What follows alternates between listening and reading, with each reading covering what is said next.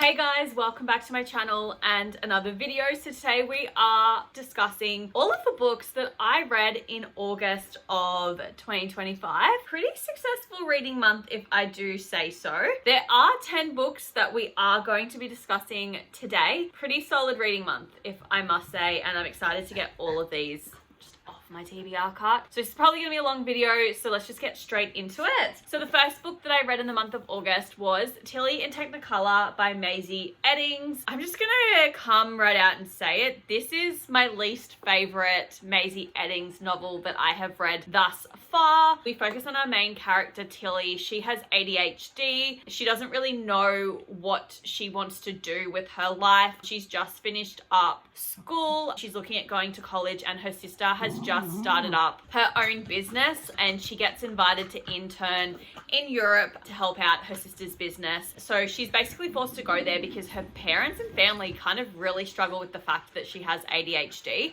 I found this to be a very confusing plotline, just because everyone that I know that has ADHD, like, genuinely no one cares. Whereas her family acted like her ADHD diagnosis was like she'd been diagnosed with cancer, for example. That's how they treated it. Like, they acted like it was this incredibly life-altering negative thing. And it's not a negative thing. Like, yes, it does change things, and you need to put extra things in place because your brain just works differently to how majority of things in society are set up for. They're not set up for neurodivergent people, and I just really struggled with her family. I thought they were god awful. We do also have another main character, Oliver. He is autistic, and Tilly and Oliver actually meet on the flight over to Europe, and they have a terrible first impression, and they have a little bit of a love story. And I'm gonna be honest, I just didn't care for it. I rated it 3 stars. I found Tilly to be a very annoying character. I didn't like the way that the family behaved and acted around her because she did have ADHD. I just couldn't cope with the way that they handled it all.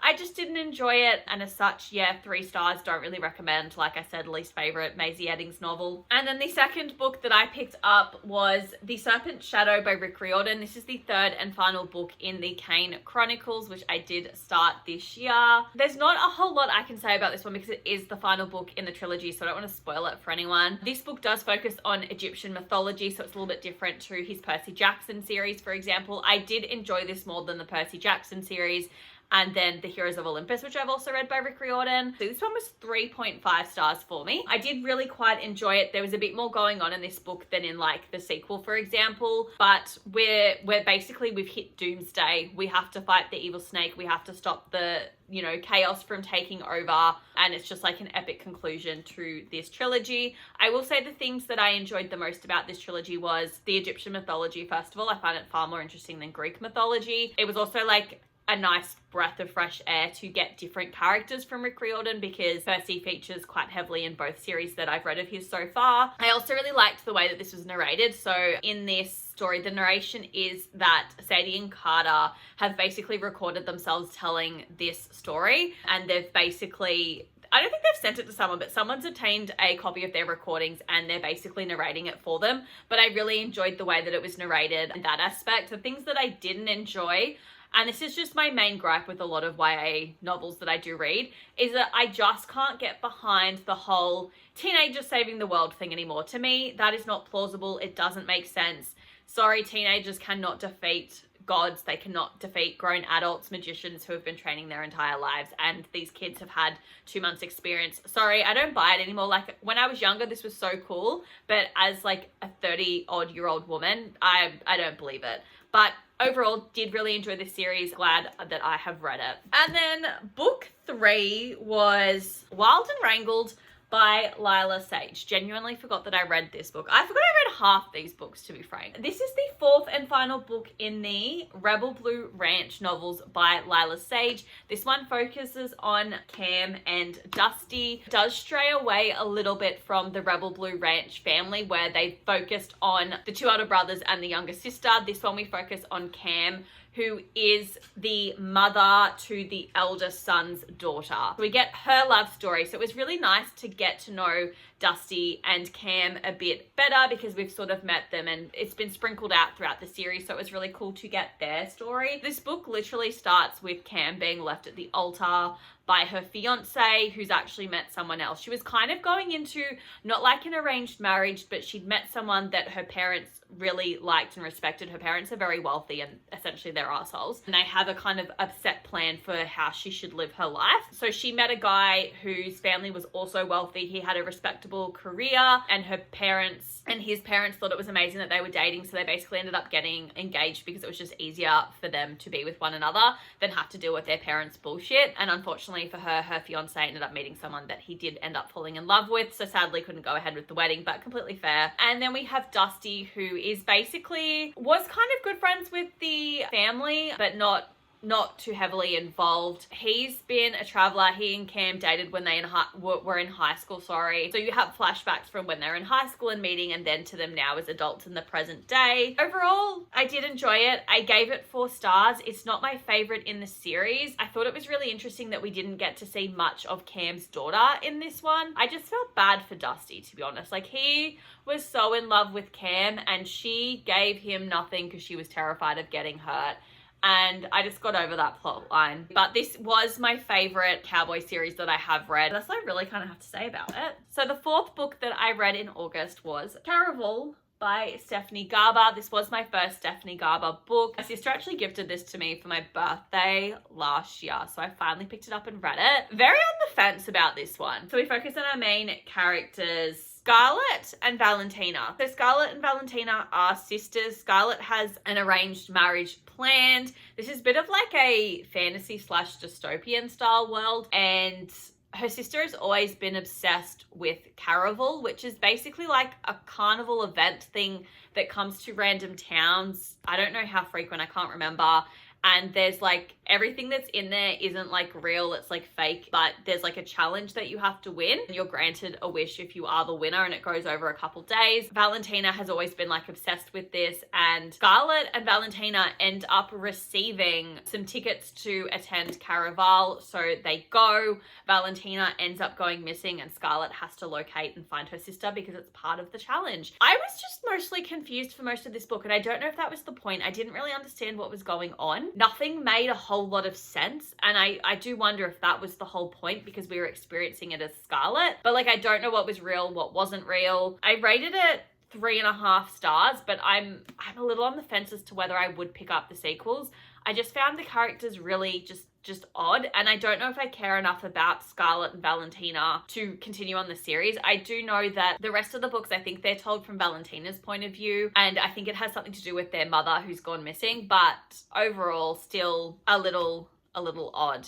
Like I said, on the fence about my actual thoughts about it, but I did rate it 3.5 stars. So if you have read this and you've enjoyed it, let me know if I should continue reading this because I'm very on the fence about it. Book 5, guys, was my favorite read in August. It was also my book club read, and that was A Good Girl's Guide to Murder by Holly Jackson. I adored this book. I thought it was fantastic. I loved it. So for anyone that doesn't know, we focus on our main character, Pippa. She lives in England, and in England, you have to do what they call, I believe it's the EPQ, and essentially she has to pick a project and do it on a topic and investigate and report on it and stuff like that. And she decides that she's going to do it on a murder that occurred in their town. 5 years prior to the events of this book, Andy Bell goes missing and is presumed dead. A couple days after this, her boyfriend at the time, Sal Singh, commits suicide and sends a text message to his dad apologizing and saying that he did it. So it's a clear-cut case, and the police believe that it was a murder-suicide, but no one has ever found Andy's body. Has held the belief that Sal is innocent and he did not actually kill Andy. So she decides that she's going to make her school project around working out whether or not Sal is guilty or innocent. That's what I'm going to say about it. It is a murder mystery. It's obviously set in high school. I had a great time with it. I really loved it because like you have text messages on the page. You also have as well like just entry logs with her and like interviews. My only like complaint about this is that the font is so small. Like this is her like report that she's doing. So like get your glasses because you are going to be gaslit into thinking you're blind. I thought this book was really well written. I enjoyed it. I didn't really guess kind of like the plot twist until they happened. I loved the writing style. I enjoyed Pippa as the main character. My only complaint is that her dog died, and I thought that was unnecessary. I would much rather a main character have been killed than the dog. So yeah, like I said, 4.5 stars. Excellent book club read. I think it's the best book club we've had so far. And then book 6, I'm really flying through these, is Soul of the Sword by Julie Kagawa. This is the second book in the A Shadow of the Fox series by her, and I did enjoy this one more than the first book. I did also just rate this 3 stars. It's just a 3-star read for me. But in this one, we're focusing on Yumiko. We're now traveling to the Feather Temple to meet up with them so that we can get the next bit of the scroll, because in this story, there's this mythology that every 1,000 years, a dragon rises from the ocean, and if you read the 3 scrolls out loud, he will grant you a wish. And basically, we're coming up to the 1,000 year mark, and everyone is fighting to get these scrolls. We have demons, we have humans who died nearly 1,000 years ago, who are coming back to life. It is all wild and bonkers. I'm still like a little confused by who is who. We have another character who's now been involved, and I'm interested to see what role he's playing in this book. But overall, like, I think it's an okay series. It's definitely not my favorite series by Julie Kagawa. It's okay. Like, I don't really have a lot to say about it. It's hard to explain it because it's the second one in the series, and I don't want to spoil anything for anyone. And then we have book 7, which was The Wedding People by Alison Espach.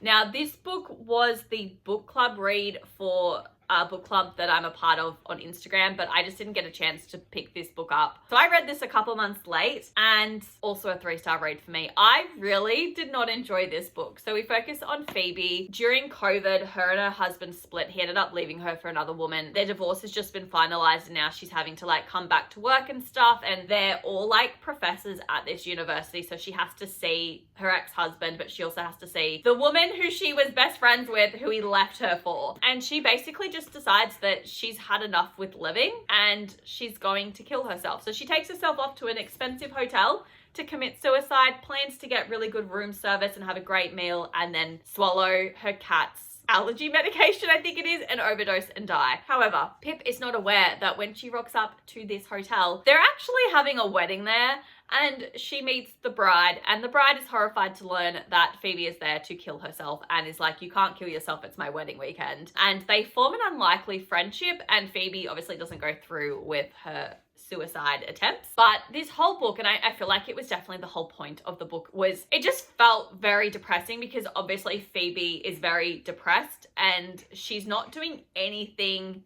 to help her depression. She's basically just living in it, living with it. She's not on any medication. I don't think she's regularly seeing a therapist or anything like that. She's just really not coping, and you know, she finds out that her cat's dead, so like, what's the point in living? Which, like, fair, if my dog died, I'd probably want to die too. But yeah, I found it depressing. I really hated how we kept referring to people as like the bridesmaids, the mother of the bride, the groom, the bride. We only started to get their names at the end of the book, which I think was more a commentary on Phoebe's mental health improving, and that she didn't care about people enough to actually learn the names, so she just assigned them with titles like you're the bride, you're the groom, etc. I just didn't really enjoy that aspect at all. Like I said, 3-star read. This book I just couldn't connect to, I couldn't relate to, and it just wasn't for me, and that's completely fine. But look, 3 stars. I'm glad that I've read it, I've seen what the hype's about, but I don't agree with the hype. And then book 8 was Nightbirds by Kate J. Armstrong. This is the first book in a duology I discovered. Am I going to pick up the final book in this duology? No. Why? I rated this 2.5 stars. That's why. So this book, we focus on essentially 3 girls who are called Nightbirds. And in this society, there are some women that have powers that have been given to them by what they call the Wellspring, and they have magical gifts. And there's a political and religious system that basically says that it's bad for you to have these powers. However, these girls that have the powers are the high-ups in the elite society. So all of the wealthy houses protect the girls, because if they protect the girls, they get to use their magical abilities. These magical abilities are only transferred via a kiss, and the girls' identities are kept secret. However, they do end up getting married off, and then only their husbands can use their powers. And there is this plot in the book that the church wants to bring down the Nightbirds. They want to discover them, put them on display, and demonstrate that it's bad. I just didn't find this book very engaging. I didn't really really enjoy the political or religious aspects. I feel like it could have been explored a lot deeper. There wasn't a lot of world building. I feel like we were just sort of given information and told to believe it. The plot kind of kept twisting and turning, and I never knew who to trust, and I didn't really enjoy that because I still don't know if I should be trusting anyone in this book. I didn't really enjoy the characters because we follow 3 of the Nightbirds. So we follow Mathilde, Asa, and then also Sawyer, and I just didn't think any of the girls were very likable, and I just couldn't relate to them. I didn't really like any of them. The overall plot I also just didn't enjoy, so that's why I gave it 2.5 stars. I think the cover is stunning, but I have no interest in picking up the sequel, which is like Firebirds in this one. Oh, okay, and then we have book 9, which was actually a DNF for me, guys. And that was The Flip Side by James Bailey. Now, this probably won't come as a shock to anyone that watched my TBR video. I read the premise of this book in that video and I was not excited about it. We focus on our main character, Josh. He basically proposes to his girlfriend on the London Eye and she breaks up with him. She doesn't want to be with him. She's actually been seeing somebody else. In the process of this, he also loses his house because they live together. He also loses his job because he works for her father, where she also works, so he doesn't want to really be seeing her because she's essentially been cheating on him with one of their clients who comes to stay in the hotel where they all work at. He kind of just loses his life, but then discovers that he wants to make all of his life decisions via flipping a coin. And that's about as far as I got through the story because I was skim reading the 40 pages that I did read. I just didn't care for it. This premise did not excite me. I don't really know why I picked it up. I don't enjoy reading from the perspective of a male. That's not the types of stories that I enjoy to read. I much prefer to read the female perspective because it's just easier for me to relate to as a woman. I got 40 pages through it. There's not much else I can say. I DNF'd it, and it was meant to be one of the 25 books that I wanted to read in 2025, but a DNF still counts to get it off that challenge. And then the 10th and final book that I did read was actually a novella, which was Killjoy by Holly Jackson. So this is the, I guess, prequel to A Good Girl's Guide to Murder, which I did read this month. It basically just explains how Pippa got into wanting to investigate the murder of Andy Bell and suicide of Sal Singh. So in this one, Pippa is going to her friend's murder mystery party that's set in the 1920s. They're all given characters. They have to work out who killed one of the characters. So she gets really quite involved in it. It's just cute. It's fun. It doesn't really like add anything to the story, but I enjoyed it for what it was. Kind of made me want to go to a murder mystery party. I think I would suck at it, but I would like to go. But it does also have a little bit of foreshadowing at the end as to who the murderers are in A Good Girl's Guide to Murder. Let's just say that. 3 stars. It was a novella. I don't like to rate novellas too highly because like this was literally 130 pages. So like nothing to really like scream about or write home about, but I did enjoy it for like what it was. It was just a nice, easy, fun read to read on a Sunday, essentially. But they are all of the 10 books that I did read this month, / one that I did DNF. As you will see, I did not read a single ebook or audiobook because I was very focused on getting my TBR down from my cart because we've been buying a little too many books. I hope you guys have enjoyed this video. If you have read any of these books, please let me know your comments down below and I will see you guys in a couple weeks for another video. Bye.